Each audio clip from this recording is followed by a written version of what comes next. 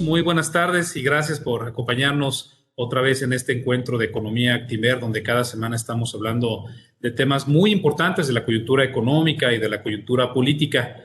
El día de hoy nos va a acompañar un invitado muy especial que es Ramsés Pech. Ramsés es uno de los especialistas a nivel nacional en temas energéticos, líder de opinión pública. Tiene un currículo muy extenso, ¿no? Nada más les cuento muy rápidamente que él es ingeniero petroquímico, tiene una maestría en administración de empresas y una experiencia profesional muy amplia en empresas líderes como Halliburton o como Weatherford y con muchos años ya siendo consultor para muchas empresas globales en esta materia. Ramsés, bienvenido. Esta es tu casa. ¿Cómo estás? ¿Cómo estás? Les mando un saludo a todos y agradezco a Timber la oportunidad de dar esta charla. Gracias, Ramsés.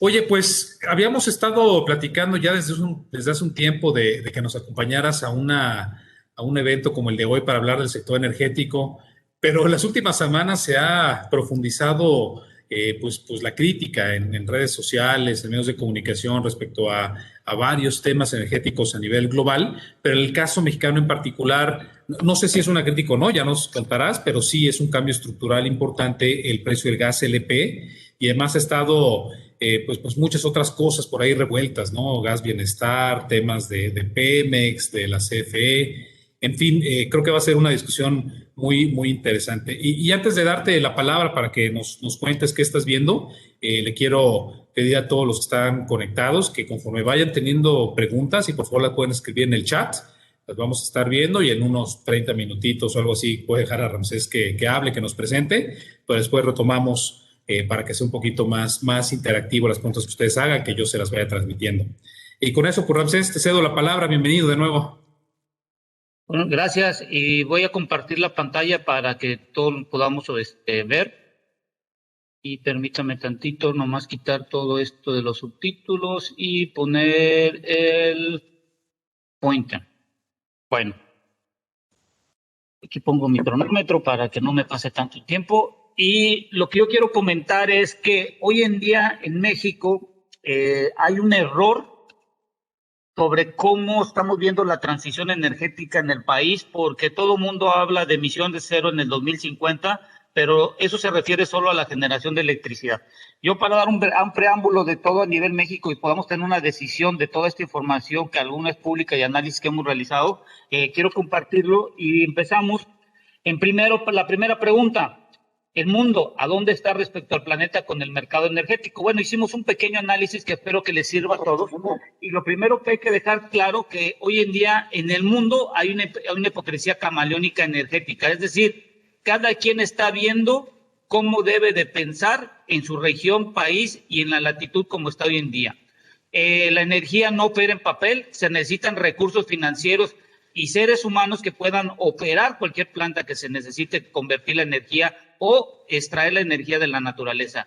Y hemos visto en el año pasado, en el 2020, que la industria de hidrocarburos influye en cuanto a la contracción o crecimiento económico a nivel mundial, y hoy lo estamos viendo que también está afectando en cuanto a la inflación. El día de hoy el precio del barril en los mercados asiáticos empezó a bajar, ya estamos viendo que está entre los 66 y 67 dólares, y eso estamos observando que también influye. Seguidamente hay que explicarle al público que en el mundo hemos tenido muchas transiciones energéticas que han empezado desde el uso de la madera de tiempos ancestrales, y hoy en día vamos a ver el cambio y sobre todo no pierdan el ojo, el uso del gas natural a partir del año 2035. ¿Qué quiere indicar esto? El cambio será a raíz del gas natural y la idea en el mundo es eliminar del carbón. Con esto que yo les quiero comentar en la siguiente gráfica, y por favor, este es un esquema que no lo voy a explicar, pero voy a generalizar. Hay dos formas de tomar la energía primaria. Es en la parte renovables y no renovables. Y vamos a platicar que está la parte solar, el aire, el agua y el vapor, que son recursos renovables que tomamos de la naturaleza. Y tenemos lo no renovable, que es carbón, minerales e hidrocarburos. Aquí en los minerales podemos sacar los sintéticos, pero todavía hay que tomar de ciertas partes de la naturaleza la conjunción para tener los minerales sintéticos. En el mundo hay que tener tres cosas importantes. Primero, ¿cuál es la energía primaria? ¿De dónde la voy a tomar? ¿Cuál es la tecnología que voy a utilizar para su transformación? y en dónde la voy a utilizar ya transformada esta energía. Y esto vemos cómo está clasificado. Esta presentación la van a tener por ahí y ya van a poder distribuirlo para que puedan ver el mapa. Pero otro factor importante que se tiene que tomar en cuenta es, primero, dónde tomas la energía, cómo la utilizas y cómo la aprovechas. Y la otro factor que es importante es la huella del carbón. Esto en los países desarrollados se está tomando muy en cuenta. Ya vimos que en Estados Unidos hace 2 meses presentaron una propuesta por parte de un senador para que se pueda cobrar la huella de carbón a las importaciones que se estén realizando hacia Estados Unidos. Seguidamente, ya viendo cómo se utiliza en México, nosotros hoy en día, de toda la energía primaria, como lo expliqué en la anterior presentación, de todo esto que estamos observando, tanto renovable como no renovables, nosotros estamos tomando el 63% proviene de nuestros recursos naturales y el 37% lo estamos importando de otros países y principalmente de Estados Unidos. Lo importante de esto es que lo que tomas es cuánto no estás utilizando. En el año 2018, de acuerdo a los datos de la Secretaría de Energía, nosotros no estábamos utilizando el 37.34 y en el 2019 fue de 41.19. Quiere decir que del 2018 al 2019 hemos desaprovechado entre un 37 a un 41% la energía que tomamos de la naturaleza. Hay que esperar los valores del 2020 y bueno, dentro de 2 años esperemos cuánto fue lo del 2021. Con esto que acabo de comentar, hay que dejar claro y dejarlo bien dicho. Los hidrocarburos no van a dejar de usarse y van a continuar. El público tiene que entender que hay 2 tipos de fases que se utilizan los hidrocarburos, que es el hidrocarburo en la fase líquida y el hidrocarburo en la fase de gas natural. El hidrocarburo líquido lo utilizamos mayormente, más del 80% que se produce o la demanda que se tiene va a refinerías a nivel mundial y principalmente se utiliza para la generación de combustibles.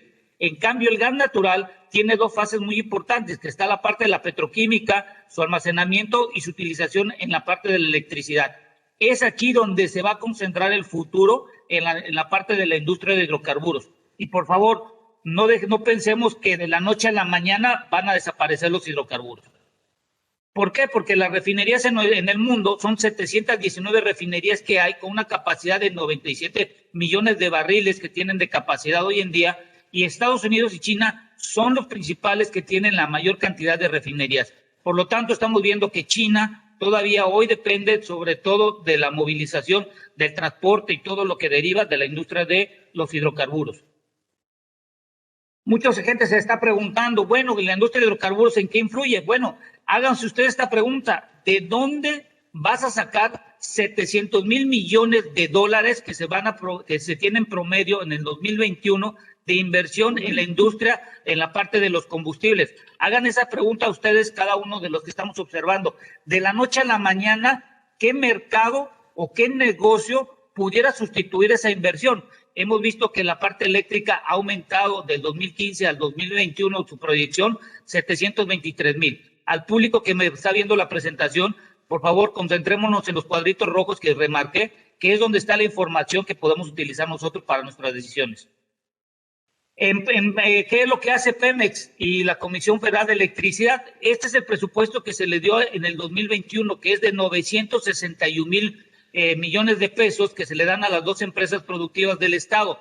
Pero esto, en el presupuesto de 2022, de acuerdo a los datos que he estado observando y viendo en los precriterios de la Secretaría de Hacienda y Crédito Público, a las empresas productivas del Estado va a ser igual o pudieran disminuir el presupuesto a estas 2 empresas productivas del Estado. ¿Esto qué nos conlleva? Que nosotros estamos dentro del TEMEC y revisando los países del TEMEC como México, Canadá, Estados Unidos, miren la diferencia de cuánto inversiones hace Estados Unidos comparada con nosotros. Ellos hacen casi 8 veces lo que nosotros estamos invirtiendo, y con el plan nuevo de infraestructura que hoy ya fue aprobado la parte bicameral y esperando el desarrollo del proceso del plan de infraestructura del presidente Biden, esto se puede incrementar cuando menos por arriba entre los 340 a los 400,000 millones de dólares. Y nosotros no hemos incrementado en un valor sustancial. ¿Qué es lo que necesita México para estar a la par? Debíamos haber invertido en el 2021 más de 1.4 billones de pesos. ¿Cuál es la proyección que hicimos? El cálculo que debería de ser al año 2030 una inversión de 2.1 billones de pesos. Esto correspondería casi a un tercio del presupuesto que hoy en día tenemos en el 2021. Entonces, la pregunta que tendremos que hacernos es, si a Pemex y la Comisión Federal de Electricidad le dan 956 mil millones de pesos y se necesita más de 2 veces del dinero para poder cumplir de acuerdo al crecimiento y la demanda del mercado energético, ¿de dónde va a salir el dinero si hoy en día lo que se pretende es que sean tanto la Comisión Federal de Electricidad como Pemex garantes de esto? Otra cosa importante que hoy estas semanas ha estado en boga es la inversión extranjera directa. La inversión extranjera directa le gusta invertir en energía, y estos son datos que de 2020 simulan y dicen los datos que en la energía y en el gas, en la parte de distribución, se utiliza y se invierte, como pueden ver ustedes en el coque y la refinación de petróleo. Entonces, me pregunto, si tú quieres tener inversión extranjera directa en un país, el valor más alto que puedes tener va a ser la inversión en energía. Si tú pretendes que la inversión pública pueda circular el dinero para la parte energética, muy complicado si no tienes un plan de infraestructura. Hemos visto que China y la India en el año 2020 incrementaron los valores de inversión extranjera directa. Estados Unidos se contrajo, pero siguió siendo el de mayor inversión extranjera directa. Por eso estamos viendo un plan de infraestructura del presidente Biden, un plan sobre la parte de las competencias económicas que permitan a su industria tener una competencia clara y libre. Y esto nos está llevando que el futuro va a estar fundamentado en inversión en energía, en tener la salud en cuanto a las personas que están en el sector energético para poder operar, y sin estas dos variantes, muy complicado al no tener dinero, que tú puedes tener primero un desarrollo, le llamo yo, económico, para después tener un crecimiento económico. Esa es la inversión extranjera directa, por favor. Hemos escuchado mucho en los medios que ha crecido, que ha bajado, por la realidad es que comparado con el año pasado, la inversión total extranjera directa se contrajo. Lo que aumentó fue la inversión nueva, pero esto es en función de los proyectos que terminaron o iniciaron su construcción de acuerdo a lo que no habían programado las empresas. Pero me llama mucho la atención que los sectores de revisión de utilidades y las cuentas entre compañías, ambas han reducido comparado con el semestre pasado, con este 2021. Esto indica que la economía se está volviendo cíclica y muchas de las empresas están migrando su dinero fuera de otros mercados.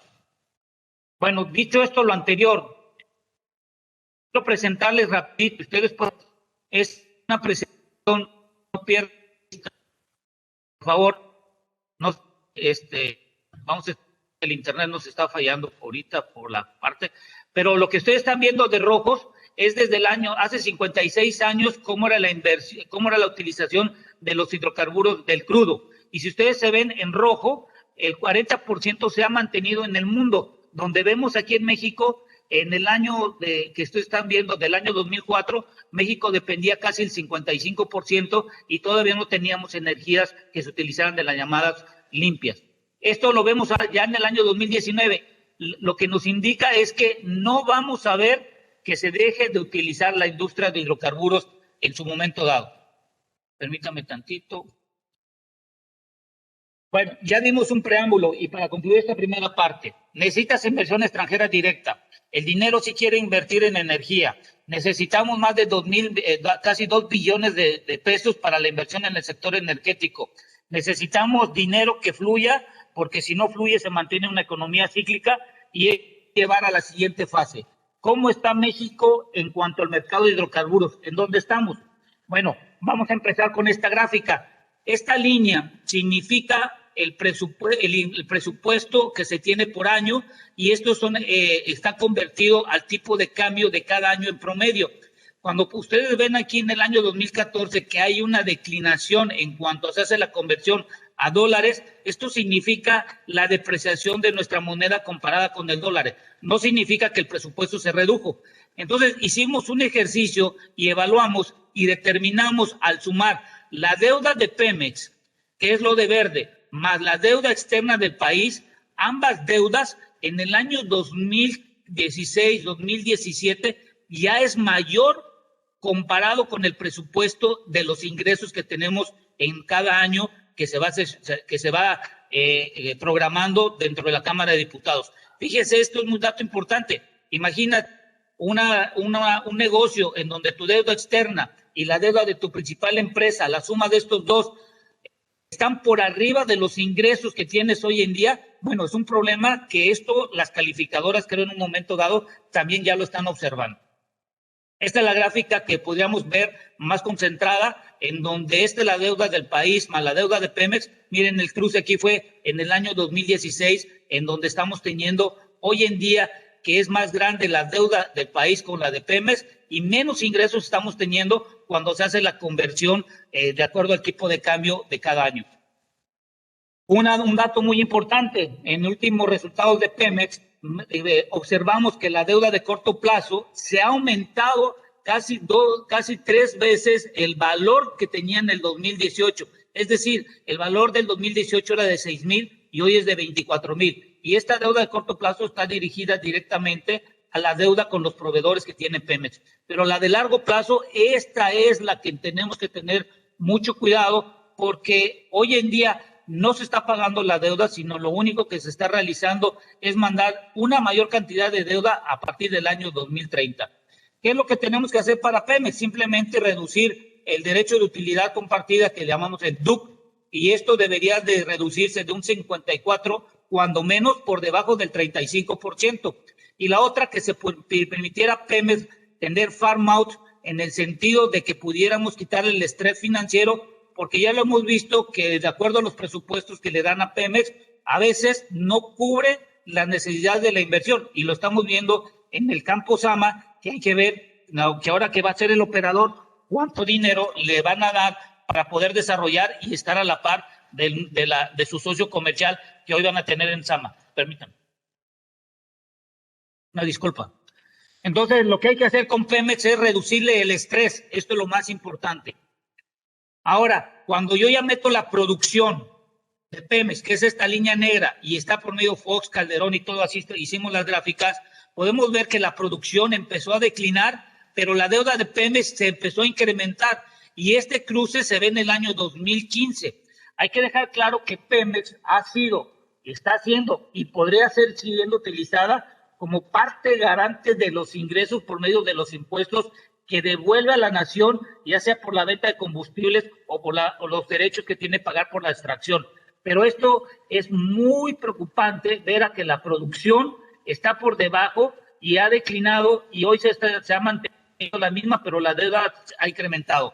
Cuando tú eres una empresa que extrae hidrocarburos y pides dinero, lo pides en función de las reservas. Por eso estamos viendo que Pemex cada año, al certificarlas, trata de incrementar las reservas para que pueda colocar una mayor cantidad de deuda o bonos en los mercados financieros.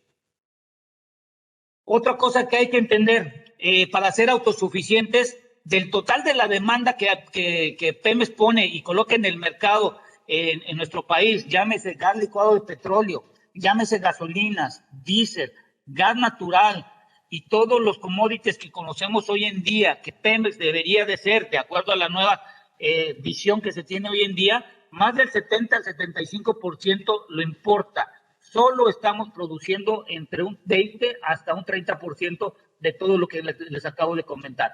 Fíjense la parte del diésel, lo azul es la parte de la producción del diésel. Todo esto de rojo es la importación que se está haciendo. En cuanto al gas natural, nosotros con el nuevo ducto que tenemos, el marino, se ha incrementado, y Estados Unidos, y de acuerdo que en el TEMEC el gas natural tiene 0 aranceles, de acuerdo a lo que se firmó, y esto ha incrementado la utilización del gas natural, a sabiendas que tenemos cuencas como la de Burgos, que pudieran tener ese gas seco y solo necesitaría un tratamiento mínimo para poder tener una mayor autosuficiencia. Entonces, cuando hablemos de autosuficiencia en nuestro país, acordémonos que Pemex, de lo que hoy coloca en el mercado, de todos los commodities, como es la gasolina, diésel, gas natural y GLP, se hacen por medio de la importación. El gas natural, aquí hay un cruce que sucedió en el 2015 y todos sabemos que se dejó de invertir porque en el 2015 la Secretaría de Hacienda y Crédito Público redujo en 100,000 millones de pesos el presupuesto de Pemex, y muchos años se ha decidido que el gas natural no es un negocio comparado con el crudo. Puede ser no un negocio, pero ya a partir del año 2025 en adelante va a ser estratégico debido a que gran parte de la generación de la electricidad va a ser con el hidrocarburo gaseoso, en este caso el gas natural, combinado con las energías renovables que vamos a platicar en un momento más. La balanza comercial, fíjense, nosotros a primer semestre importamos casi más de 4.900 millones de pies cúbicos de gas natural en junio. Y esto deriva que el 76% proviene de gasoductos. Pero viendo la balanza comercial que tenemos al mes de mayo, fíjense cómo aumentó la importación de gas natural y recuerden que aumentó el valor del total de lo que compramos de gas natural por el problema que tuvimos en febrero. Ya sabemos que la Comisión Federal de Electricidad tiene un boquete de 65,000 millones de pesos por el incremento de los precios del gas natural cuando hubo el problema de los fríos. Con esto lo que hay que ver que este déficit se puede incrementar más y hoy en día, como Estados Unidos está determinando reducir la utilización de carbón, la pregunta que tenemos que hacernos es, si Estados Unidos elimina el carbón y va a utilizar el gas natural, nosotros, ¿cómo le vamos a hacer si en dado caso Estados Unidos no pudiera darnos la cantidad de gas natural que necesitamos?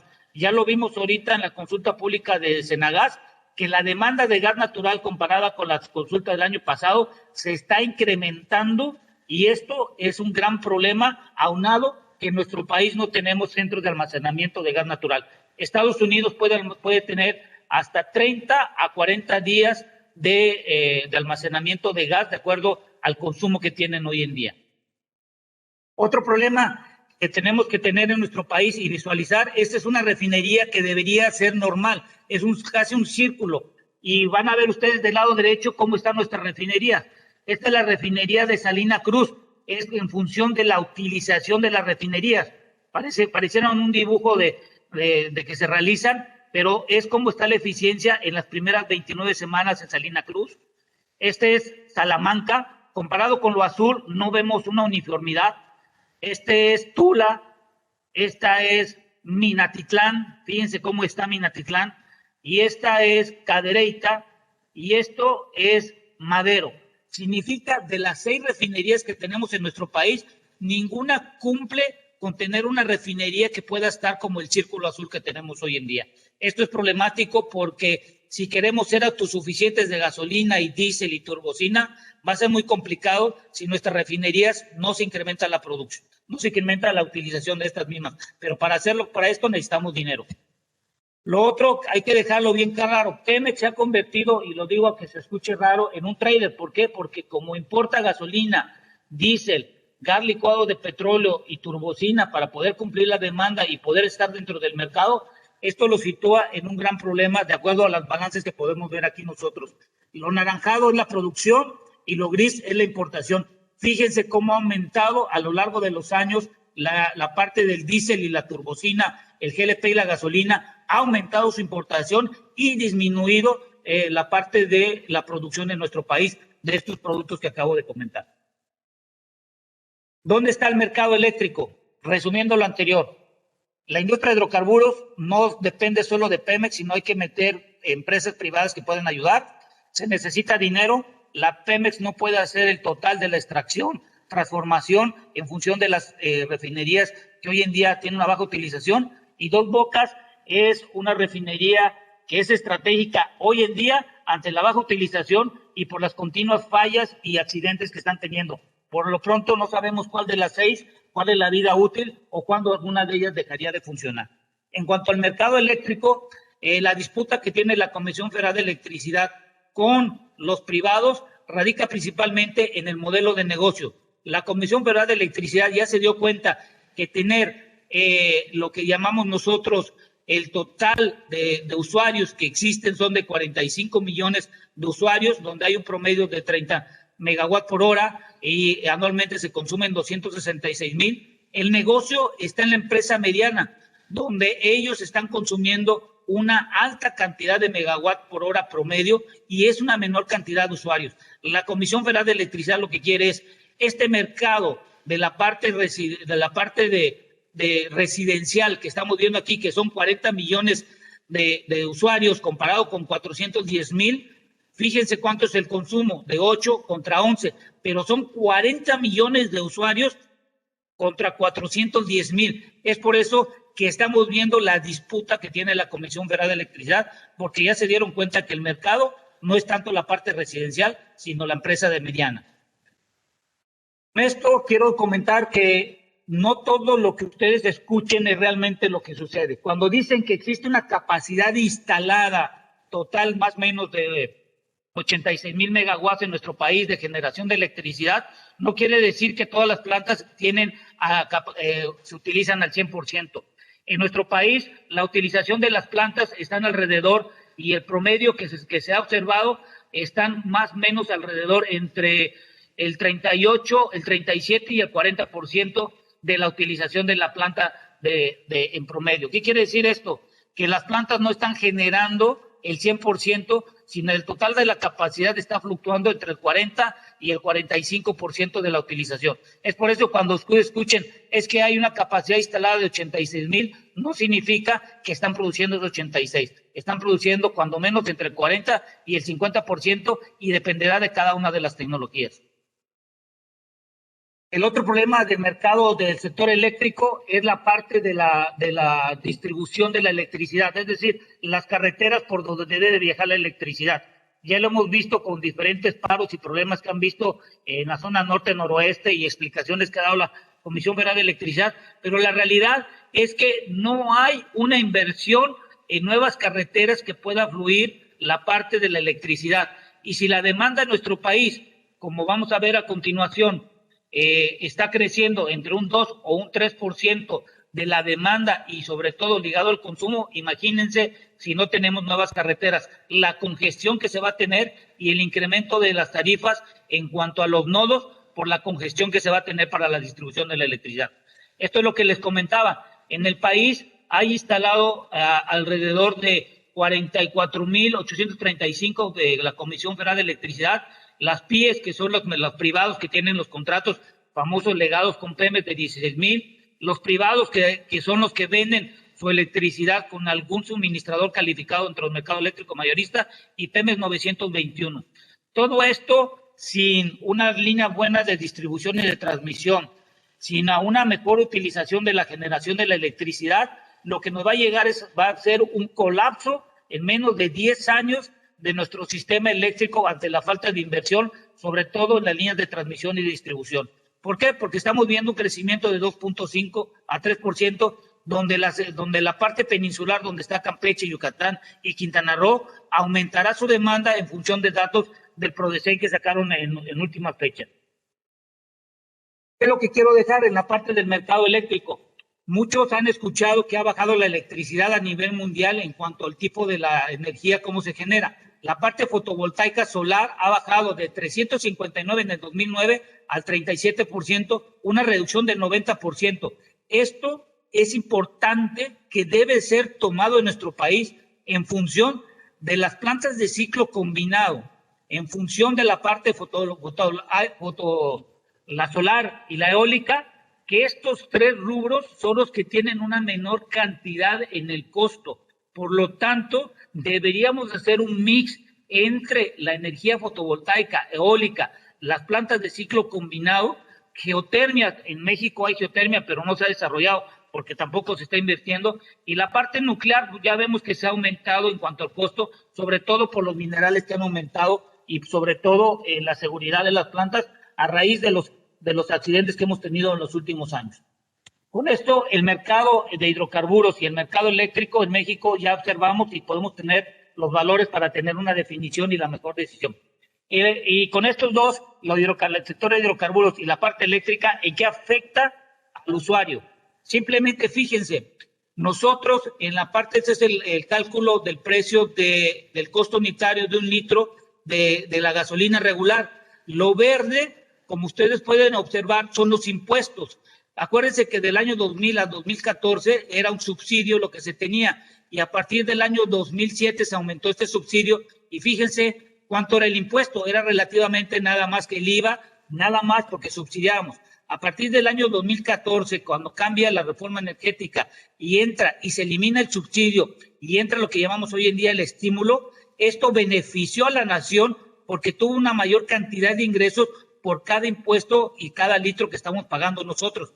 Pero si dan cuenta, el precio unitario depende mucho del costo del barril que entra del curro de la refinería y también influye mucho el costo de refinar. Pero si se dan cuenta, la variación que hemos tenido, pero a partir del 2015, quien benefició o tiene el beneficio es la nación al tener una mayor cantidad de ingresos por medio del IEPS. El año pasado se tuvo una recaudación del IEPS de gasolina y diésel alrededor de 300,000 millones de pesos, aunado que teníamos en la pandemia, y hoy en día estamos viendo un mayor estímulo porque el precio del barril comparado con el año pasado ha incrementado los precios de la gasolina. El otro que tenemos que ver aquí también nosotros, fíjense, cuando nos dicen que no se ha incrementado el precio de la gasolina por arriba de la inflación, están en lo cierto, porque del 1 de enero al 8 de agosto solo se ha incrementado 5.32% a partir de enero, que este es el primer dato que tuvimos, y hoy en día el promedio a julio es de 20.33%. Tanto la gasolina regular como el diésel se han mantenido por bajo de la inflación, pero imagínense si la inflación fuera del 3% de acuerdo a lo que el Banco de México quiere. Lo que no han podido controlar es la gasolina premium.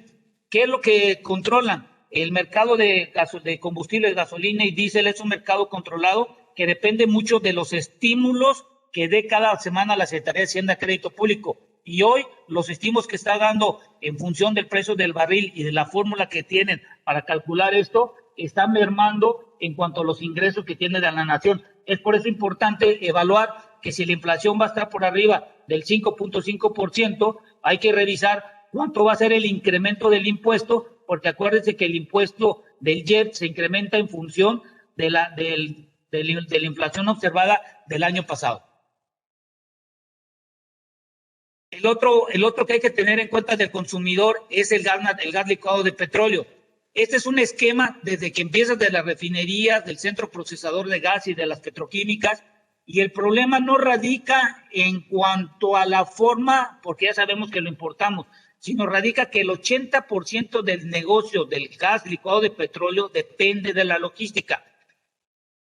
Y lo que estamos discutiendo hoy en día es el costo que se tiene de la planta de distribución hasta el usuario final, ya sea en la parte de los carburadores, por ejemplo, en los microbuseros en la Ciudad de México, que hoy en día les aumentaron de 7 hasta el valor del precio máximo, cuando ellos no están comprando el gas como usuarios finales en una casa, y los costos de los tanques estacionarios por litro o por kilogramo. Cuando dicen también es que vamos a subsidiar y bajarlo a 10 pesos el kilogramo que vamos a entregar, eso es imposible, porque el subsidio, si se generalizara a nivel país, tendríamos que tener un subsidio más o menos sumando lo de los tanques estacionarios, más la parte en kilogramos, estamos hablando que serían más o menos de entre 150 y 200,000 millones de pesos, que sería más o menos el valor del costo de la refinería que se programó de Dos Bocas. Y esto estamos hablando por año. Esto significa que subsidiar el gas licuado de petróleo, bajarle el costo de la molécula, bajarle el costo del transporte y llevarlo al usuario final, muy complicado que el gobierno pudiera subsidiar esto. Hay que dejarlo muy bien en claro esto. Lo otro, el gas licuado de petróleo es un mercado de 27.7 millones de hogares, donde 15.5 millones tienen tanque estacionario, 12.2 millones tienen cilindros, y este mercado, de acuerdo a cálculos que hicimos, más o menos representan alrededor de entre 130 y 150,000 millones de pesos anuales. Imagínense este mercado que donde el 67% lo importamos. La pregunta, si solo estamos produciendo el 33%, ¿por qué no nos ponemos de acuerdo en función de que se está facturando 375 millones diarios de la venta de gas licuado de petróleo en nuestro país? Es un mercado que hay que cuidarlo. Me voy a pasar algunos slides para que podamos avanzar y quiero llegar a esta parte importante. Los carros eléctricos, por favor. Carros eléctricos en México solo hay 1,594. Lo que hay son híbridos, que más o menos son 98,000 contra 35 millones. En México, para cambiar carros eléctricos de acuerdo a la política, va a ser muy complicado.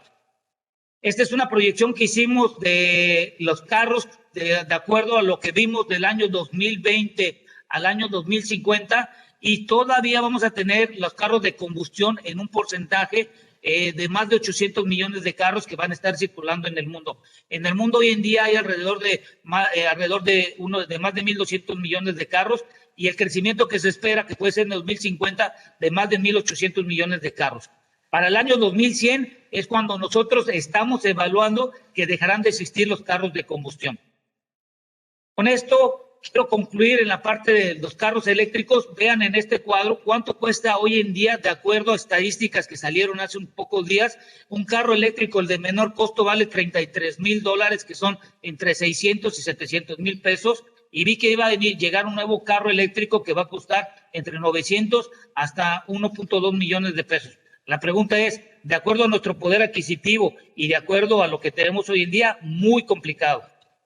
Bueno, para concluir voy a hacer unas reflexiones y me voy a tomar el tiempo para que podamos observar.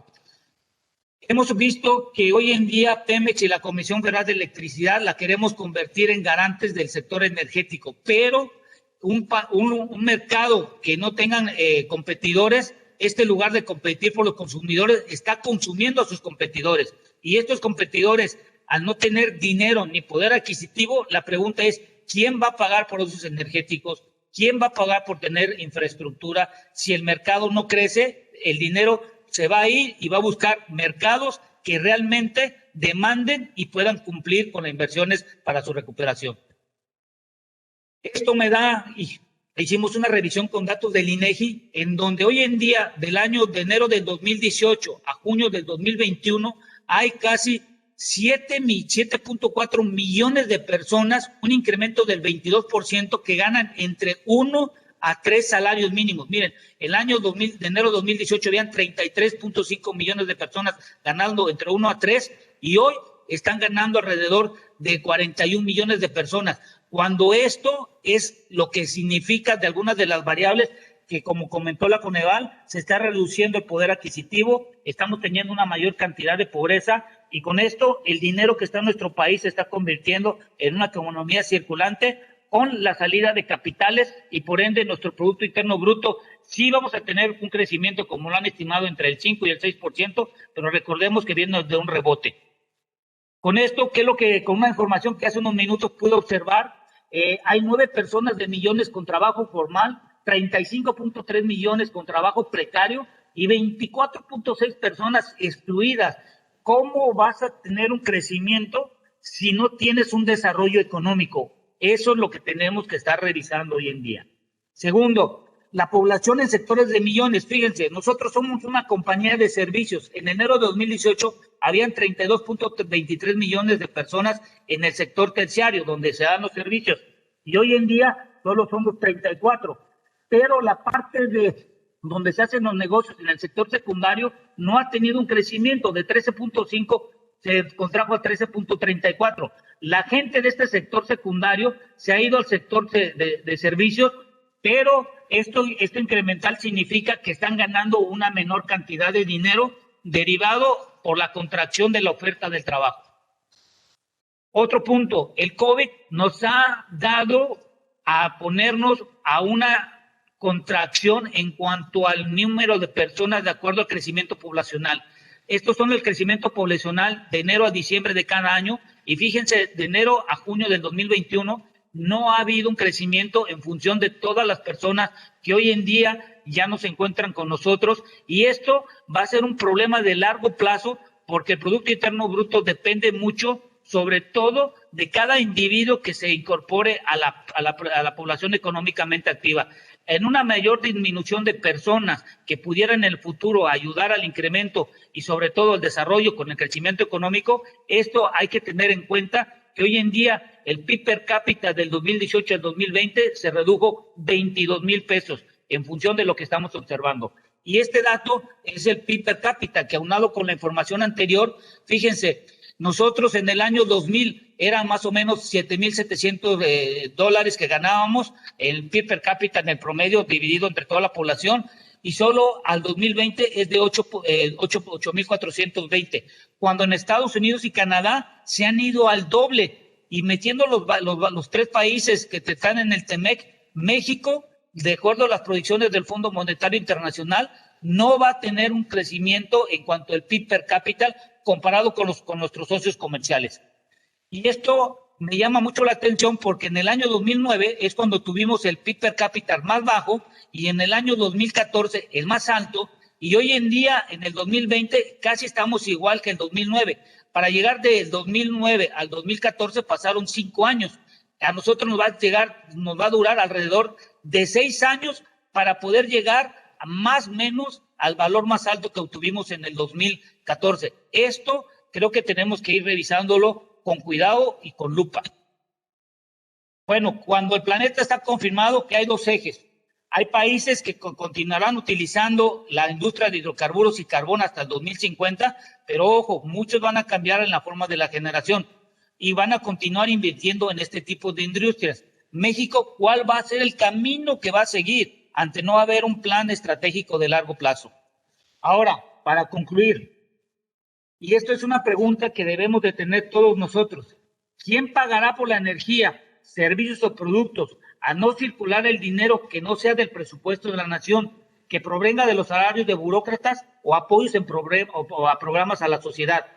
Creo que si mantenemos una economía cautiva circulante, esto nos va a traer como consecuencia un atraso que yo estoy evaluando cuando menos de una década al tratar de que la inversión pública haga todo sin tener en cuenta que hoy en día los dineros a nivel mundial están buscando que la inversión extranjera directa nueva llegue, y hoy en día en nuestro país el afectado va a ser directamente la población en función de que el PIB per cápita no crece, el poder adquisitivo no se está incrementando, más gente está siendo contratada con una menor cantidad de salario, y esto es lo que nos va a llevar como consecuencia que el presupuesto en cuanto al presupuesto, tanto el egreso como el ingreso, el déficit que se tiene para poder completar el gasto va a ser más amplio y por lo tanto el país se va a tener que endeudar más, y ligado a la deuda de Pemex más la deuda extranjera del país, esto las calificadoras ponen en riesgo a un mediano plazo, sobre todo la certidumbre de cualquier inversión en nuestro país. Con esto quiero concluir y espero que la información pueda servir para cualquier decisión que puedan tomar cada uno de ustedes. Gracias. Gracias, Ramsés. Bueno, tenemos un montón de preguntas. Ahorita te voy a pasar algunas, nada más un pequeño comercial, porque vi ahí gente que estaba preguntando de si esta presentación va a estar disponible para los que se conectaron. Sí, por supuesto. Hay 2 maneras de tener acceso a esta presentación. La más fácil es que busquen a su asesor. Los van a tener este archivo mañana temprano. O la otra es que se metan a nuestra página, actimeranalysis.com, y ahí también van a poder ver esta presentación y mucha más información de otros temas de bursátiles y económicos que también le damos seguimiento. Bueno, hoy, Ramsés, pues un montón de temas bien interesantes, bien claros, bien estructurados. A lo mejor te puedo ir preguntando más o menos en el mismo orden que fuiste siguiendo en la presentación, primero de Pemex, luego de CFE y tal vez algo más de largo plazo para los consumidores de México. Primero de Pemex. A ver, Pemex es una empresa bien grandota que tiene en realidad muchos negocios. Tiene pues exploración y extracción y distribución y refinación y montones de cosas que además con una reforma energética que ya no está muy lejos de cumplir la década de haberse comenzado a discutir en las cámaras, pues ha tenido competencia internacional y doméstica fuerte. ¿Dónde están las fortalezas de Pemex? O sea, si tuviéramos que tomar una decisión de cuáles son las verdaderas ventajas que tiene, las cuales puede ser una empresa productiva, ¿cuáles crees que serían? La primera fortaleza que tiene es que cuando tú revisas los balances financieros en cuanto a los costos de operación y la ganancia bruta a nivel operación son positivos en cuanto a lo que es Pemex Exploración y Producción. El problema lo tenemos en transformación industrial, que llevan varios meses teniendo problemas que no cubren los costos operativos. Y el problema que tiene Pemex es cuando ya le metes toda la carga financiera y es cuando ya vemos lo negativo. Pero fíjate, un fenómeno bien raro en este semestre.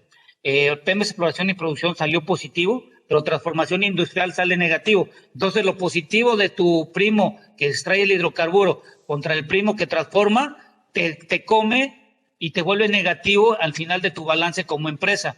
Entonces, lo más fuerte que podemos decir que tenemos hoy en día es Pemex Exploración y Producción, porque es donde está ligado, sobre todo, los dineros que ya se han prestado en los años anteriores, que están ligados a las reservas.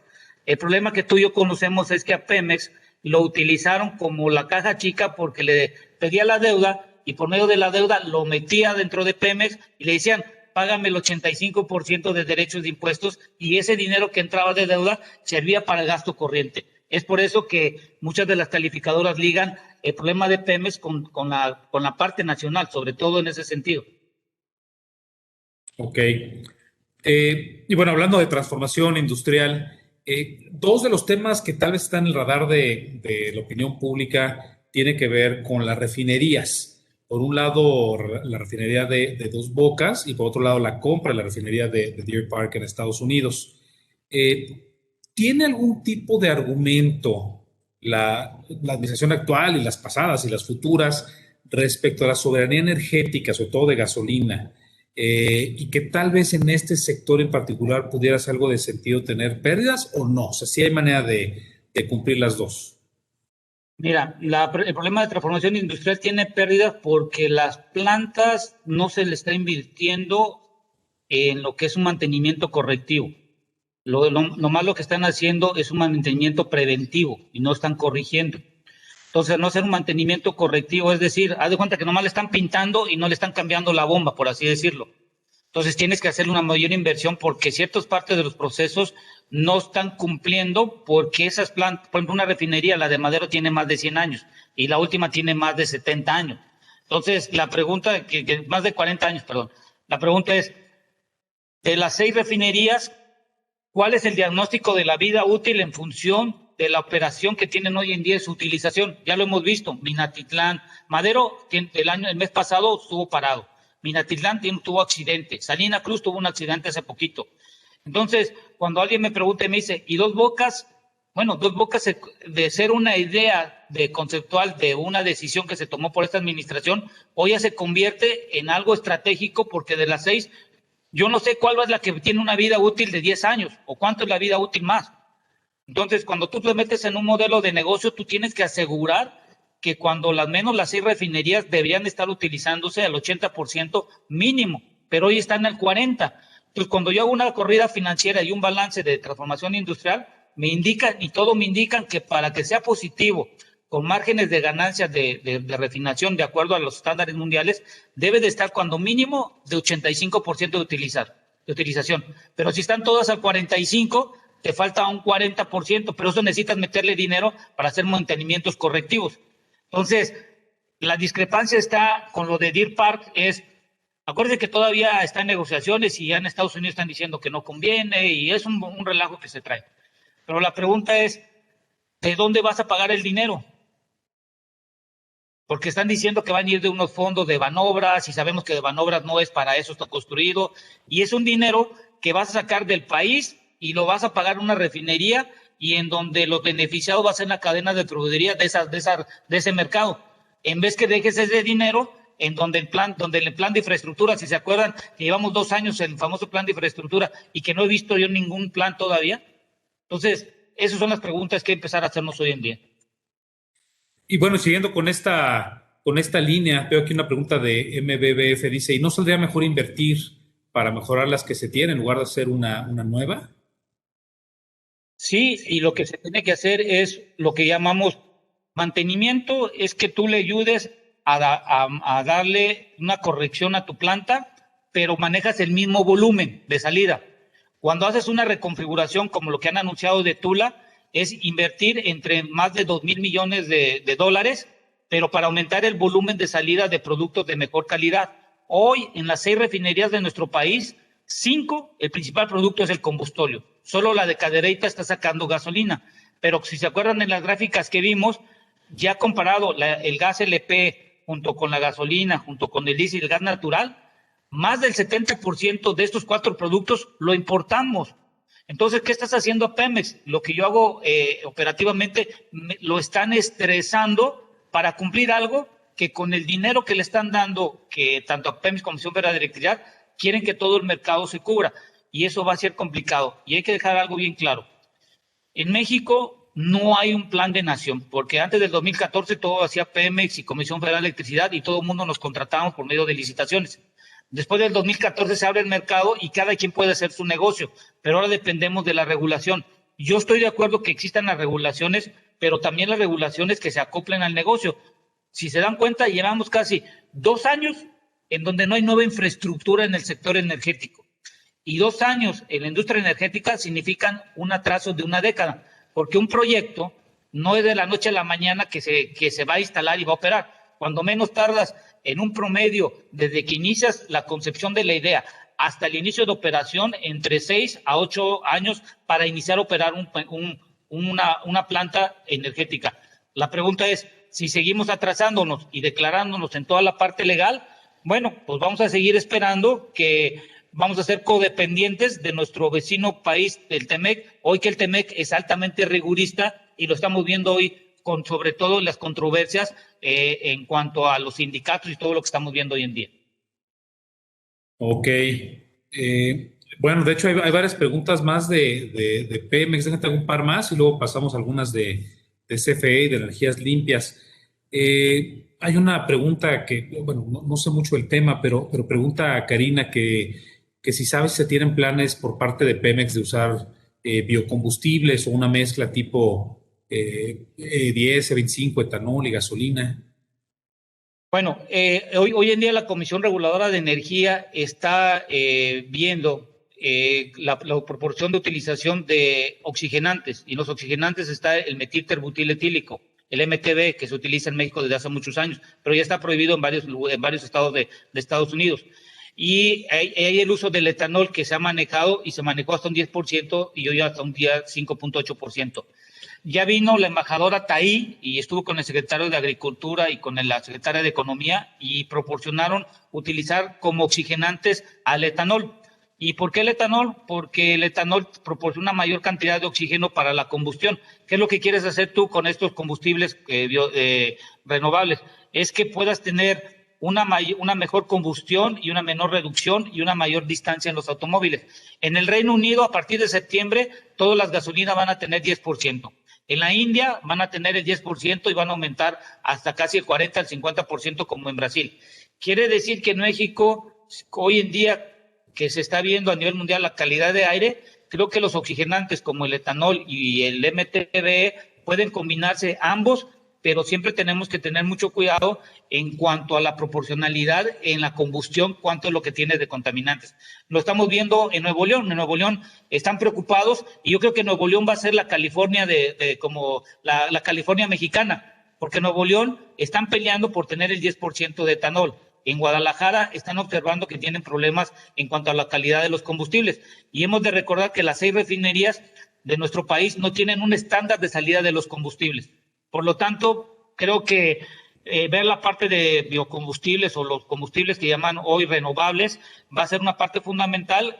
A aras que acuérdate que en Estados Unidos están diciendo, cualquiera que quiera el dinero de Estados Unidos tiene que estar alineado a la diplomacia energética, ambientalista. Si no, no te van a prestar. Entonces hay que ir viendo eso también. Y Pemex, ahí va a venir el problema, porque Pemex, aparte del dinero que le están dando, le tienen que tomar un 40% más de lo que le están dando ahorita para la captura de emisiones de metano y todo lo que necesitan de actualizar sus plantas para reducir las emisiones y el calor que emanan a la atmósfera. Ok, de acuerdo. Oye, cambiando de tema ahora a CFE, que a veces queda como un apéndice en el discurso de proyectos energéticos, pero para el gobierno federal es casi el mismo tamaño los ingresos provenientes de CFE que de Pemex. Y al paso que vamos, no creo que le falte mucho para que sea incluso ya más grande.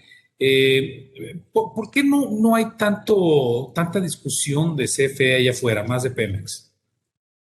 Bueno, lo que pasa es que como Pemex está ligado a los dineros que han prestado y Pemex es un garante de los dineros que entran al egreso del país, bueno, por esa parte, por de ahí se habla. Pero la Comisión Federal de Electricidad, creo que muchos de nosotros no es que no estemos preocupados, es que ya vemos ya un atraso de una década en cuanto a las plantas de generación de electricidad. ¿Por qué te digo que va a haber un atraso? Porque tanto Estados Unidos, como vimos la gráfica, que se están moviendo, están utilizando gas natural y energías renovables y todo lo demás. Lo que hay que dejar bien claro que en el sector eléctrico lo importante hoy en día es cómo genera la electricidad y con qué. Entonces, en la tablita que vimos, ya vimos que energías renovables, que está la solar y la eólica, se han reducido entre un 70 y 90% los costos de generación y la parte de gas natural también. Entonces, la parte fundamental en el sector eléctrico es cómo lo generas. Por eso ves que a la Comisión Federal de Electricidad en sus balances financieros le dan un subsidio de ingresos, que es para compensar la mala eficiencia que tienen de las plantas de generación. No digo las hidroeléctricas, sino en general las que tienen para generar la electricidad. Y luego de esto tenemos la parte de las líneas de distribución y transmisión. No son las suficientes y hay temporadas en lo que nosotros llamamos los nodos, que es donde se enlazan las conexiones de las líneas de electricidad, y hay veces hay saturación porque el SENACE tiene que empezar a distribuir. Entonces ahí el SENACE empieza el problema porque no sabe a quién y a cómo está dependiendo la demanda, y es cuando te incrementa el precio.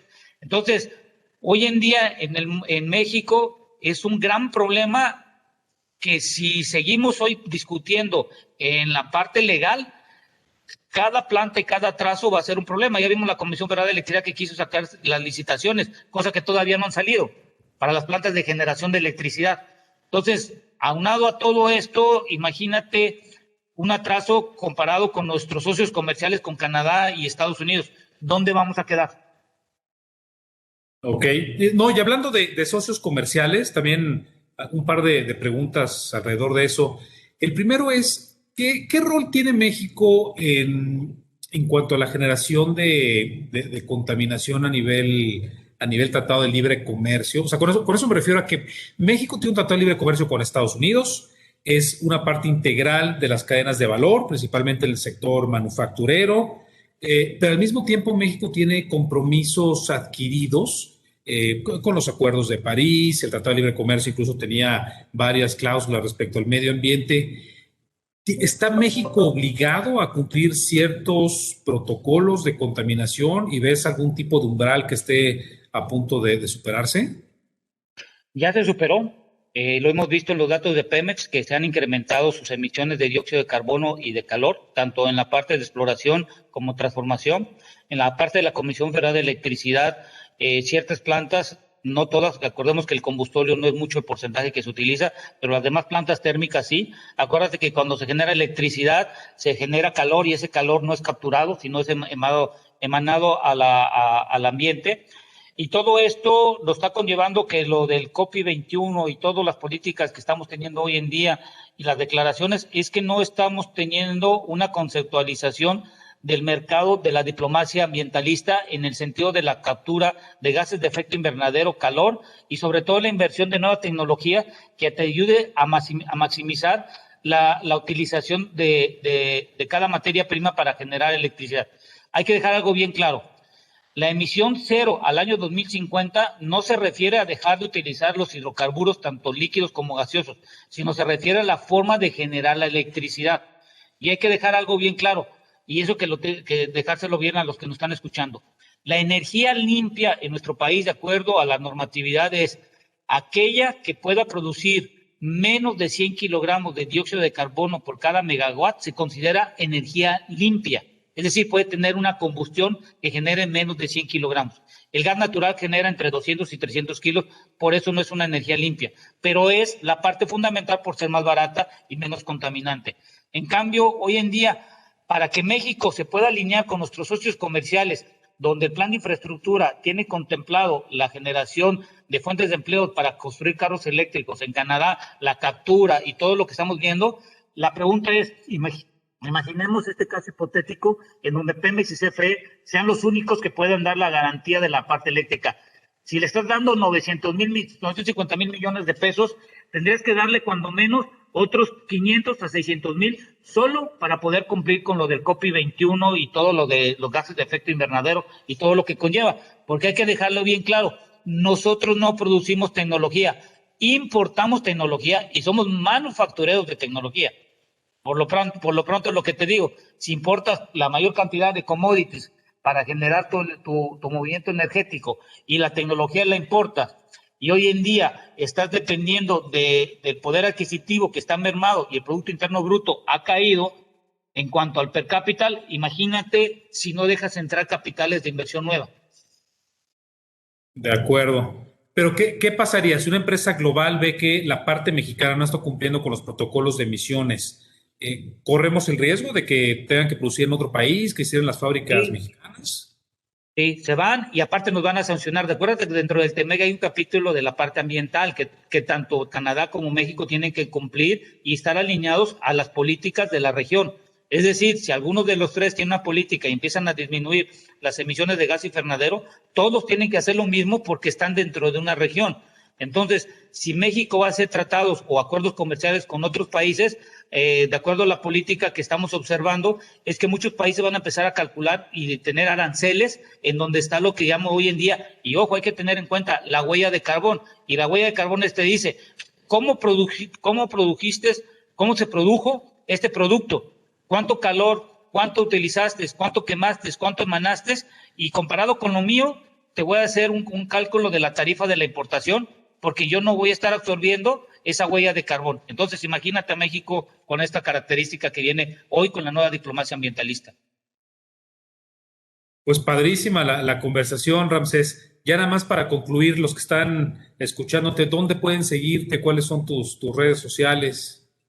Es @economía oil, ahí tenemos información, y en LinkedIn, ahí estoy como Ramsés Pech, y bueno, y aquí contigo y con Actinver, bueno, ya saben, cuando ustedes me requieran, voy a estar seguido, y si hay algún tema que quieran desarrollar, pues ya nos ponemos todos de acuerdo. De acuerdo. Pues muchísimas gracias de nuevo por acompañarnos el día de hoy y muchísimas gracias a todos los que están conectados. Temas muy interesantes del sector energético, sin lugar a dudas. Pues nos estamos hablando pronto, Ramsés. Gracias a todos. Cuídense mucho. Nos estamos viendo. Hasta pronto. Hasta pronto, cuídense.